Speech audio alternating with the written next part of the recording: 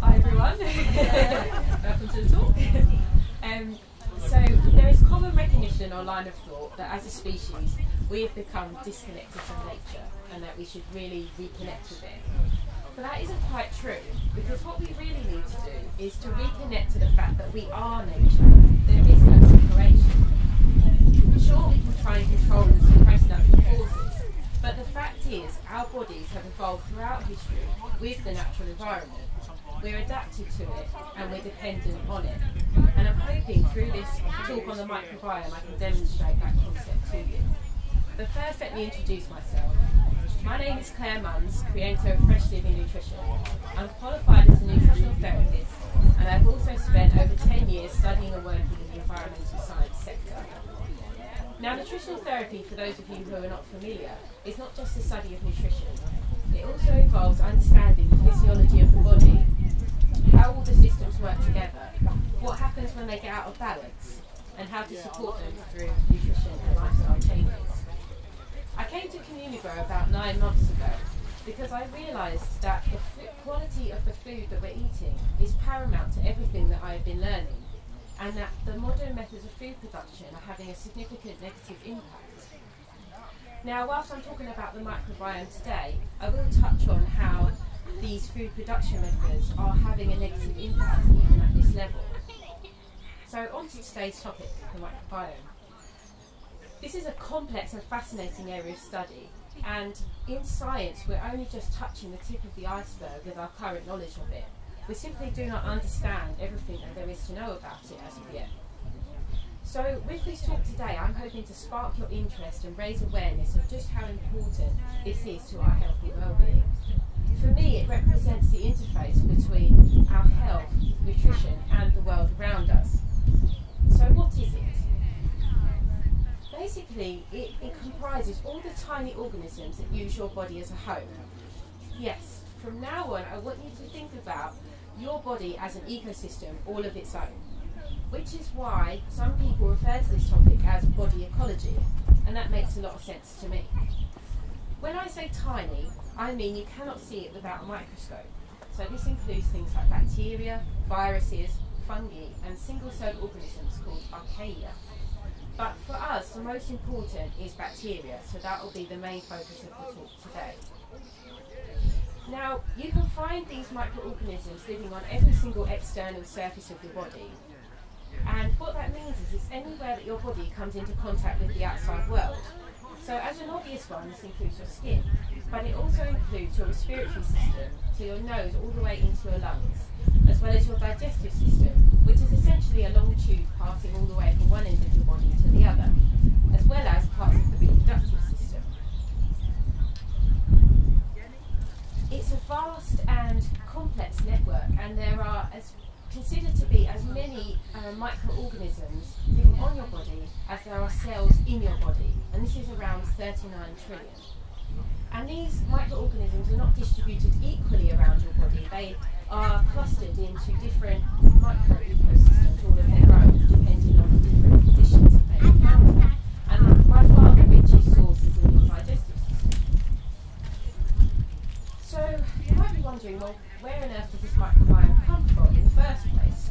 And where it comes from is we inherit it as we're born, basically. So as we pass through the birth canal and come out, we're inoculated with the microbiome from our mother. And then this is further developed through skin-to-skin contact and through breastfeeding under circumstances. And what this sort of burst or inoculation allows us to do is it allows us to develop a very mature and diverse ecosystem quite quickly over the first 3 years of our life, rather than it just being random inputs from the environment. And then as we grow older and become more of an individual, our microorganisms change and evolve depending on our environment and who we live with and what foods we're eating. And what the benefit of this is, it allows us to adapt to our environment. And it makes me think about the saying of Charles Darwin of survival of the fittest. But what you really need to think about, what that means, is survival of the most adapted to the environment that you're living in. And what having having this diverse range of microorganisms allows us to do is it allows us to adapt to the environment we're living in a more specific and a quicker way than we can do through genetics alone, as that tends to be a slower process. So we have this diverse range of microorganisms, but they don't all relate to us in the same way. So there's 4 key ways that they can relate to us as the host. So the first ones we have are pathogenic microorganisms, which you're all quite familiar with at the moment. And these ones are what we consider to be the troublemakers. They cause disease and problems for our body. The second type we have is the commensal bacteria, and these are ones that are neutral, so they're sort of like Switzerland. They don't get involved, they live there. And then we have the opportunistic bacteria, and these are the sneaky ones. They don't cause trouble except when they see that there's a weakness in the system, and they can proliferate and take advantage, basically. And then the fourth type is the symbiotic bacteria, and these are the ones that you consider to be like a good employee. They're our friends, the friendly microbes, the ones that are supporting us, and we in turn try to support them because we need them to help us against some of the other types that we have. So what we've discovered is that what the symbiotic bacteria do is they provide to us key services that we can't get on our own. And whilst we all have quite different microbiomes, at the moment what you would consider is every person in this room has their own unique microbiome. It's different from everybody else. But what you will see across healthy microbiomes is that different species can provide these key services that we're looking for. And so I've divided them into 3 broad categories. The first one is that they essentially prevent a pathogenic bacteria from taking over.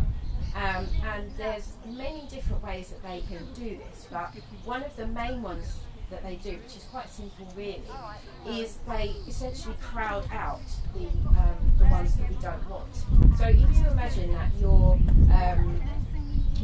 external surfaces of your body are like a car park, there's only a limited amount of space for cars. If the symbiotic and the friendly ones are taking up most of the car parking spaces, then there's not a lot of room for a pathogenic bacteria to get in there and start causing trouble.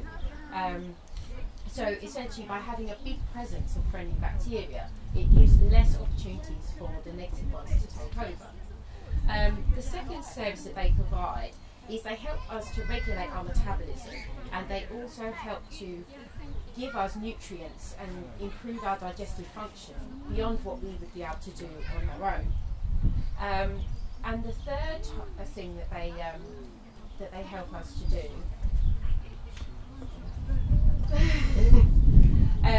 is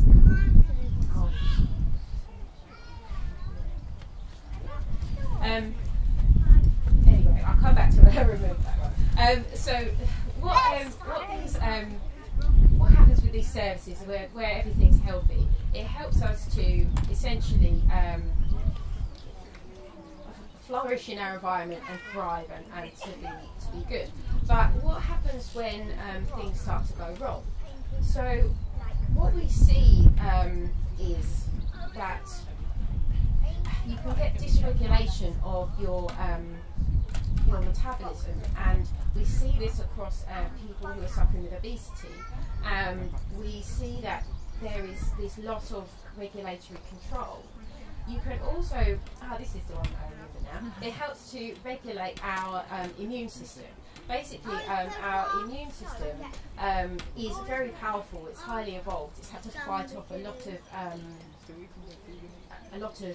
threats in the past, so it's very powerful and can get a little bit out of control if it's not regulated well, which is what we see in allergies and autoimmunity. So they had this partnership between the microorganisms and the immune system, and when this partnership is working well, the immune system creates something called a T regulatory cell, which effectively is like the referee in a boxing match. It kind of calms everything down and stops the immune system from going too strong at any pathogens. And it also provides reassurance to the immune system that any threats that come up will be alerted to quite quickly, because that's one of the other things these friendly microbes will do, is they alert the immune system that there's something that shouldn't be there. So what we're seeing with problems where the microbiome is either the wrong types of bacteria are excessive, or there's simply not enough bacteria in there. So yeah, so the sort of key things that we have is we either have low bacterial diversity, we simply don't have enough bacteria, or you end up with an overgrowth of the wrong types of bacteria. And that puts quite a lot of stress on the system, because the three services that I was talking to you about cross a lot of our body systems. So we end up seeing problems, like I said, with allergies and autoimmunity, but we also have problems with our digestive system, with our weight regulation, so with obesity and diabetes. And it also affects our mood and our nervous system health, so you can have depression and mental health disorders. And so these are all conditions that we're seeing a massive increase in at the moment. And they've only been increasing when we look back for the last 50 to 100 years. So what we need to look at is what changed in that time. And what has changed is that we have got a lot better at fighting infectious diseases. We have learned that there are these pathogenic microbes, and we've learned how to kill them. But what we haven't yet recognised and understood is that there's also the balance between, so we have these pathogenic microbes, we have the friendly microbes, and if you use, so when you use antibiotics, which is one of the key things that you learn how to do with infectious diseases, it's like taking a logging company to the Amazon rainforest. You have this huge complexity of ecosystem with different bacteria, but then you take it back to the ground, because the antibiotics don't distinguish between the good bacteria and the bad bacteria. But like perhaps when you've seen in your garden, if you take something back to the beginning, it doesn't necessarily re-evolve with all exactly the same complexity and maturity that it does before. It takes time, it has to re-establish itself. And it's more vulnerable to like an invasive weed taking over. And you end up with a more simple ecosystem that doesn't have that same protection from things taking over. And you start to lack these services. So whilst the antibiotics are life-saving and necessary when there's a really strong pathogen, what we need to recognise is that there's another side to this, and that you need to support the redevelopment of health afterwards, because we need this diverse ecosystem to support us. And one of the theories that sort of came out of this and is kind of developing now is something called terrain theory, and it understands that you underpin what you need is for a system to be healthy and to not be susceptible to a pathogen. It needs to have this strong sort of defensive, healthy foundation. And if you take that away, it becomes more susceptible, and you need more and more interventions to support it. And that's kind of what we're seeing with where we're making these strong interventions now, because we've learned about it, but we're not necessarily taking the other side and then to support it. And the other major thing that's happened is we've moved back from the natural environment. So we now live in cities, we're surrounded by concrete in our houses. We don't necessarily interact with the natural environment very much. And what we would have done in the past is we would have had to grow our own food. So we were an agricultural or hunter-gatherer society, and we would have interacted with soil a lot. And what they've understood now is that the microbiome in the soil and the microbiome inside of us is linked, and it's like a reservoir, and it enables us to adapt and change to changing conditions, and it also helps to re-inoculate things and just keep things moving. But what we do now with food is it is heavily washed and sanitized to prevent it from going off. So we no longer are in the fields growing or interacting with soil, but we're also no longer ingesting anything from the foods we're eating, because everything is being kind of highly processed. We're also not doing a very good job of looking after our soils when we're using pesticides, herbicides and fertilisers, because these are all depleting the soil's microbiome. So we're getting less and less interaction with the microbiome from the natural world, and we are also messing about with our own microbiome through some of these interventions we're using. The other thing that we need to consider is that we have changed our diets quite significantly also. We had a sort of regulatory influence from the natural world in the past, where we had seasonal foods, and we also only had access to a certain amount of each type of food, so like proteins, carbohydrates and fats. Whereas now we don't need to worry about that. You can have pretty much any food that you want from the supermarkets at any time. And if you overload your body with one type of food, let's just take like refined carbohydrates and sugars, which is something that we're quite bad at the moment, you're going to preferentially feed a certain type of bacteria. And because we had that limited in our environment previously, that's not the bacteria that we're adapted to support. And if you aren't eating as many fruits and vegetables, which have the complex kind of carbohydrates in them, then you won't be feeding the supportive bacteria either. So we're effectively starving our microbiomes of the food that they are adapted to eat. And the reason that we want the microbes that eat the food that we don't is because that's a better match for us. We get the nutrients we want from it, and the leftovers go to the microbiome. Whereas when we're eating these kind of refined sugary carbohydrates, there's a bit more competition between us and our microbiomes. Where are you going? So what can we do about it? I would encourage you to try to, a lot of it's going back to basics really, and like I said, we do need this interaction with our natural environment.